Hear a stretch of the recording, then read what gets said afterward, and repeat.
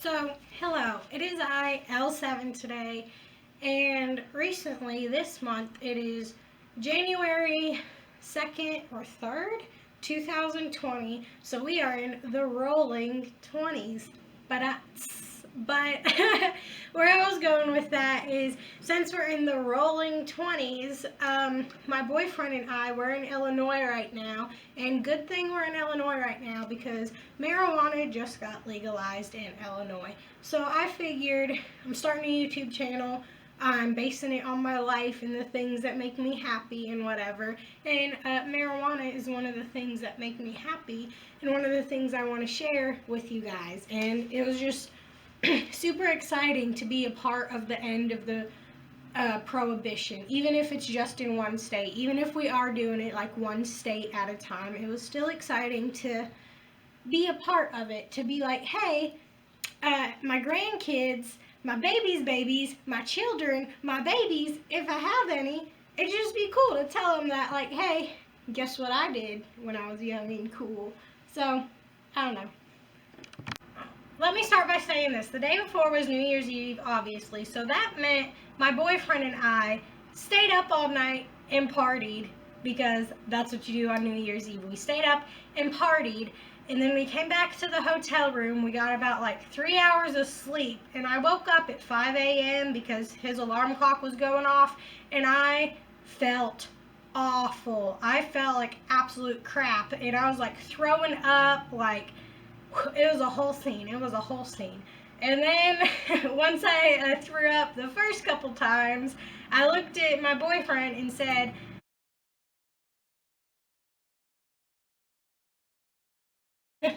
I apologize for my face being a tad bit busted. I left all my makeup back in my home state, so I'm just working with what I got. All I had was tea tree oil that I put in my eyebrows and just kind of brushed them up to make them look a little bit fuller. And then I put a little bit of lipstick on just to give my color, or my face, a little bit of color, as if anybody cares, but that's what I did. But I figured I was going to talk about my first dispensary experience. Let me tell you what. In the state of Illinois, January 1st, 2020, marijuana got legalized recreationally. So if you know me or my boyfriend, we are big fans of the marijuana. We are big fans of token the smoking. So that's what we did. It was his only day off that whole week, and we went to stand in line at a dispensary for 14 hours. We did not think it was going to be a 14-hour wait, but it most definitely was a 14-hour wait. And from the hotel that we're staying at, we're staying an hour away. Thought you could get me there, but you can't. But we're staying an hour away from Champaign, which is where the closest legal dispensary was. And the dispensary that we went to's name was Sunnyside. So we drove an hour there, waited for 14 hours in the freezing cold. Like, it was 35 degrees when we went there. And not to mention that the night before was New Year's Eve. So my boyfriend and I got a little bit too turnt, and we got violently ill the morning going to stand in line for 14 hours. So we were already not feeling the best. We were already like drained, stayed up all night, partied, drove an hour to get to Champaign, then waited in that line in the freezing cold. But that is not where my story stops. My story continues.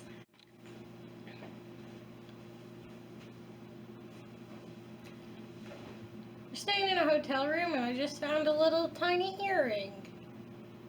So, ew, that's been in somebody's ear. And I just touched it. Okay. But I'm here. Different hair. Put a headband in because I really don't know what to do with my hair at all, ever. No matter what length it is, I don't know what to do with it. So we're just rocking and rolling with what we got. But alright, so once my boyfriend and I got to this dispensary, immediately this guy comes up behind us, and I don't know if you have been watching any of my other videos, but I mentioned that I can read people very easily. And this guy that got up behind us, he was a very, very sweet man. Like, he reminded me of a grandpa in a 20-year-old's body. Like, he was a sweet guy, whatever. But then the guy in front of us, I can read people, and he was obviously like a butthole. The whole time we were in line, he was keeping yoints. Yoint is what my boyfriend and I call joints. So the whole time in line, he was keeping yoints, and just the guy in front of us, he kept to himself and was very like standoffish, but he was listening to every conversation we had for the whole 14 hours he was listening. But then the guy behind us, luckily, he was very sweet and nice, and we conversated and talked to him, meaning my boyfriend and I. And then a couple of people behind him they were also very, very nice people. So we had kind of like a little squad that we had formed while standing in the line. And the people that I met there, for the most part, every single person in that line was super cool. Everybody was super calm, super well behaved. Nobody was getting like too rambunctious. Nobody was like trying to fist fight each other or trying to like start anything. It was a very good, calm scenario. And let me tell you what, if we were in line for toys, technology, like iPhones, if we were in line for alcohol, anything other than weed, I guarantee that there would have been an uproar, there would have been a fight, there would have been people trying to skip each other, there would have been people trying to steal from each other, there would have been this, there would have been that. But because we were in a line where a bunch of people just wanted to buy weed recreationally for the first time, everybody in line was everybody was very mellow. So the weed smoking people are the best people to be around, in my opinion. But because we were standing in this line for so long, like as hours went by, it would get cold, and then it would get like slightly warmer, and then it would get colder, and then it would get cold instead of colder, and then like, I don't know, the whole time was just miserably cold. So about halfway through, there was a Walgreens and a McDonald's nearby that I walked to, and I went ahead and I bought some hand warmers, like hot hands, and then I bought some ones for my feet. And then I went to McDonald's and I got my boyfriend and our friend, no, I didn't get him anything to eat, but I did get him Rick. His name was Rick. I did get him some hot hands and hot feet because he was freezing. Everybody that got to this line, we all thought we were only going to be there for what, like 3 hours, maybe? Like, no, that did not happen. So this poor guy behind us, he had his girlfriend's slippers on because he thought he was going to like wake up early, go and get it, and then come back home and like it'd be a good day. Like, he didn't think that we were going to be standing out there for 14 hours. But we were. So, he was not dressed very warm. So I went ahead and I got him some like hot feet and hot hands, and I gave a pair to my boyfriend, a pair to myself, and then a pair to him.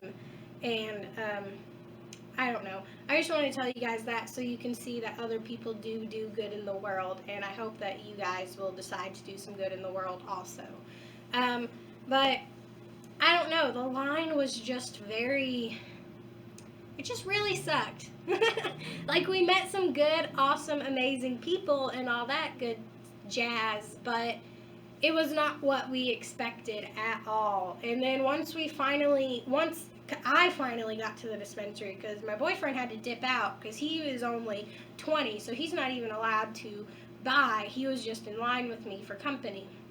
So he dipped out once we got to the gates, because there was like a long line that went all the way around the parking lot like 4 times, and then once that line stopped, a new line started, which was like the entry gate or whatever. So once we got to that, he dipped out, and he very well could have stayed. So I hope you watch this, boyfriend.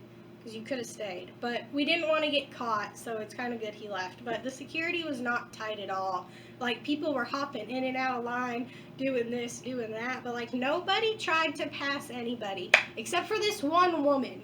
This one woman, she had like 3 friends with her, or maybe it was 2 friends, but she, as soon as we were getting to like the tent to fill out our registry, to verify the type of flower we wanted and like all what we wanted, there was this woman that tried to nonchalantly jump in front of me.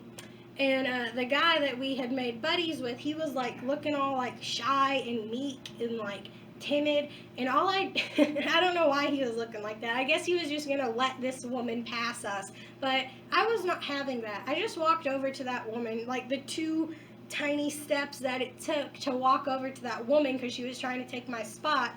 And I just simply said, "Excuse me, ma'am, this is my spot." And then I got in line, I just stepped in front of her, and then I was like, okay. And then she said that she wasn't trying to pass, and she was just trying to get out of the cold, and like stuff like that. Like, lady, it is cold outside. We are all trying to get out of the cold. You stepping 2 feet in front of me is not going to help you get warm. I didn't say that. I was just like, oh yeah, okay, I understand. But also, all of these people were in front of me. And then I like counted out all my friends that I had made. There was like this older woman. There was the guy that was behind me. There was another guy that was behind me, and he had a friend with him. And then there was this other guy, and he had a woman with him. And this one woman was trying to pass all of these people. So I was not having that. I was not going to let that happen. I'd been standing in this line for 14 hours. I am not letting you pass me, lady. So that's how I handled the line cutter. And that was the only, like, uproar we had saw. Oh, also, there was this cop there, and he was basically having the civilians do his work for him.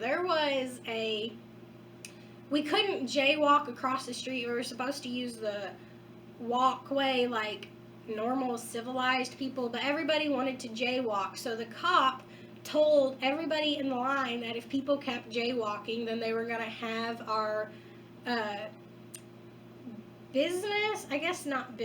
our festivities. He was going to have our festivities shut down. So as soon as everybody in line heard that, everybody who tried to jaywalk, everybody in line yelled at them and it was like, "No! Boo! Boo! No! Use the sidewalk!" And it was so funny because everybody tried to jaywalk. So everybody who tried to come get in our line, they all got booed at and yelled at. So it was just really funny. But I don't know. It was actually not the worst time, but it wasn't the best time either.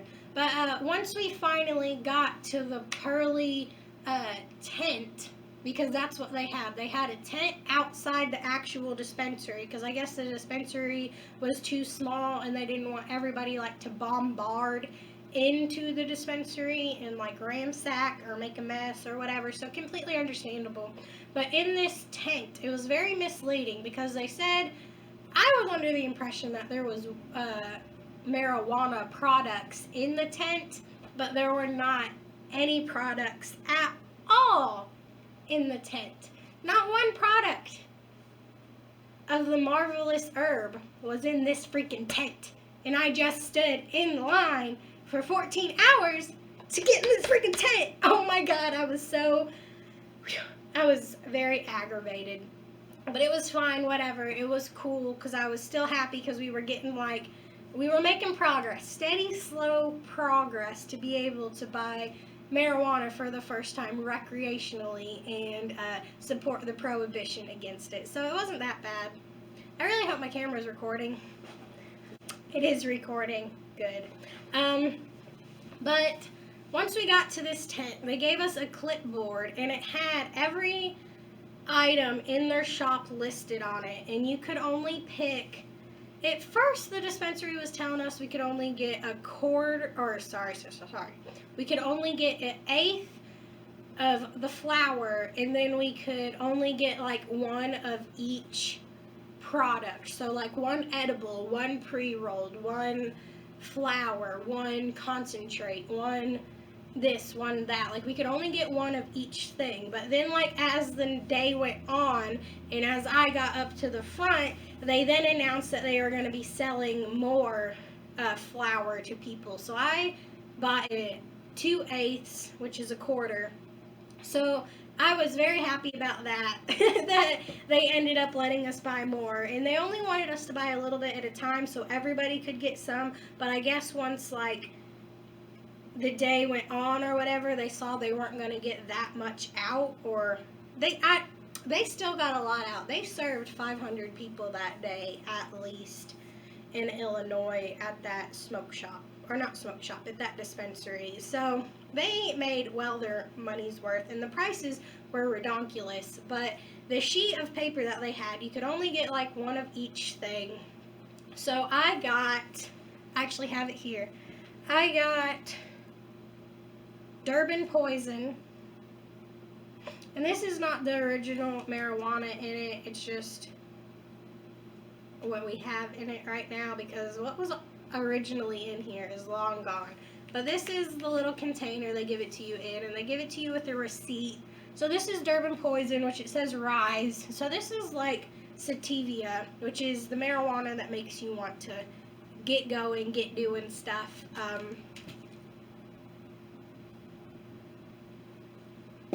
And get it in motion. And then this one right here is Lime Sorbet, which is indica. You can remember indica, into couch, into bed, asleep.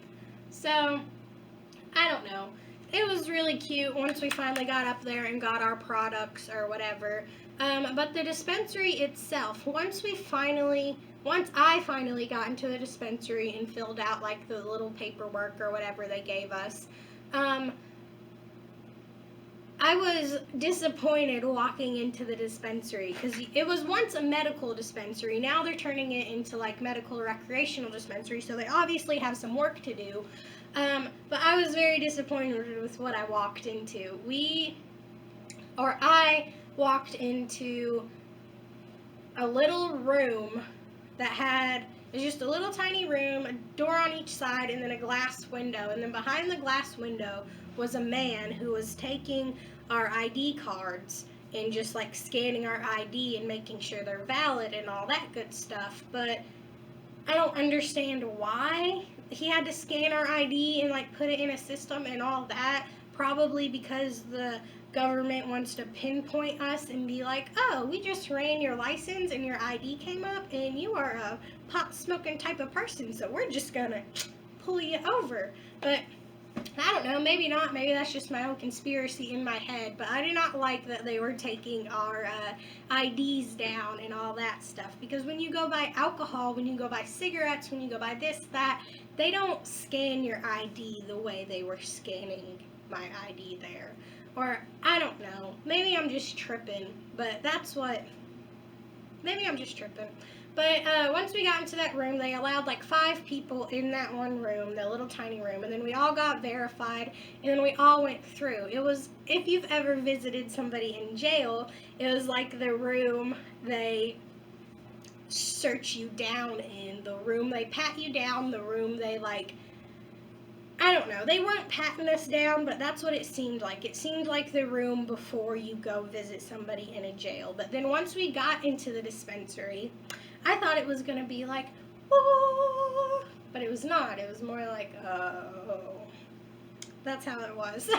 It was just kind of a smallish room, for real. Like, it wasn't a very big business at all. It was a smallish room, and then it was all painted white with orange accents. There wasn't any windows in there. Well, there were 2 windows, but they had them shut, so it was like a very claustrophobic feeling.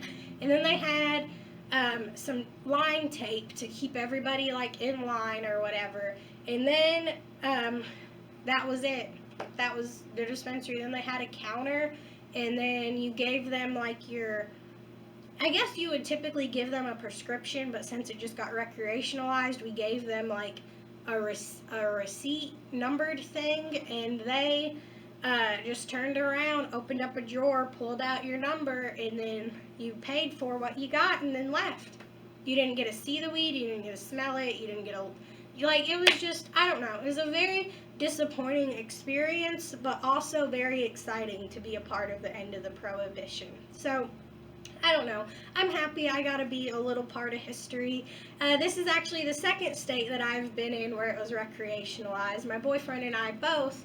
The first time we were in Las Vegas when it got recreationalized, but we weren't of age yet, so we were just kind of like, we bought it off the street from this dude in an alley, which is very sketchy, but it's what we did because we were young. But I don't know, when we did that, he only paid like for a dub, but he got like an eighth. Like he got a good amount of weed, and it was good. Like it was dispensary weed, so it was really good marijuana that we got. So I don't know, maybe we just lucked out, but I don't know. It was just fun to be there on Vegas and just see everybody the next day enjoying the festivities and being a part of it. And it was also fun to be in Illinois while it got recreationalized. Even though like the whole process of getting it wasn't fun, I still like to say I was a part of it. And as we went to the dispensary, they were handing out like just handfuls of stickers, just like a lot of stickers at once. So we got a whole bunch of stickers, and I've already used them all, or I would show them to you. I've put them on lots of things that they should not be put on, but I've definitely put the stickers on things. And they also, once we got into the little tent, they were giving out shirts, but I don't think everybody got a shirt. I think it was just like if you were there and the people giving out shirts were there, like, I don't know. But I got a shirt. Cresco? Right? Cresco. It's the same that is written on these. And then you can also see like this part too if you want. I don't know what it's going to do for you, but if you want to see it, go ahead. And then once we got into the building, they gave us a thermos or like a little water bottle, which was cool. And then they've got January 1st, 2020, and Sunnyside was the dispensary that we went to. And they also gave us this little sack, bag, flat sack or whatever, once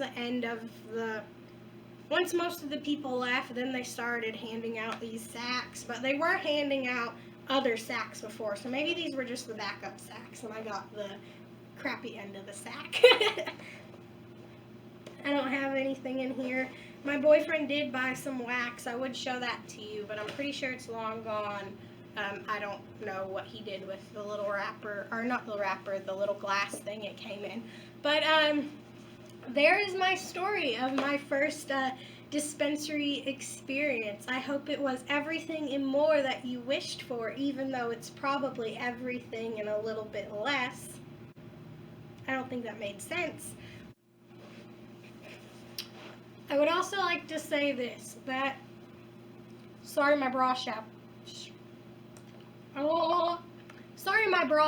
was showing basically this whole video. I don't care, but I need to say sorry for some reason because it's what society has taught me to say when my bra strap has been shown. But also, when we were standing in the line, their workers at Sunnyside were very, very nice. They were very calm and courteous and like very well put together. It might have been because they were just like stoned AF the whole time. I don't know. But since we were out there for so long, halfway through, the staff and the owner of the business bought like, I don't know, I want to say 200 to 300 pizzas and was like handing it out in the line because everybody had been waiting out there for so long. And I would just like to say to Sunnyside that I am very appreciative that you guys were handing out pizzas to us. Okay, thank you. But have a good day, guys. Thank you for tuning in. Don't forget to like, subscribe, watch my other videos if you want. My mom the other day told me I talk too much, but I've been gifted with the gift of gab, so I don't know what you want from me, Mom. But yeah, have a good day, guys. I have made social media if you want to follow me on the social medias. Um, and once again, I apologize for not really having any makeup on, but I also don't want to apologize, but I am just because I feel like it's something that needs to be done. All right, goodbye. Have a good day.